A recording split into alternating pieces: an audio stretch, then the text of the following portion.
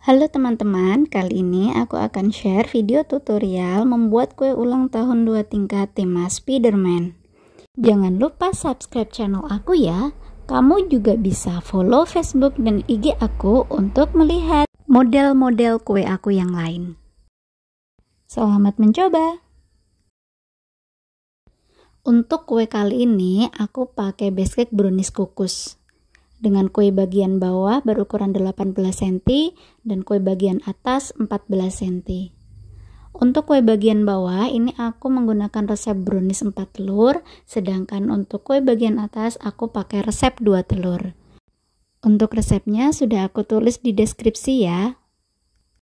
Jika kalian pengen tahu langkah pembuatan browniesnya, kalian bisa lihat di video aku sebelumnya.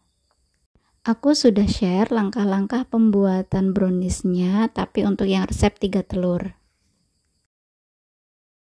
Jika kalian pengen mencoba sendiri membuat kue ulang tahun 2 tingkat di rumah, kalian bisa ikuti langkah-langkah pembuatan di video aku ini.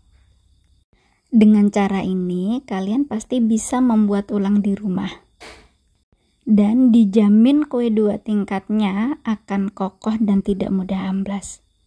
Makanya tonton terus dan jangan di skip ya.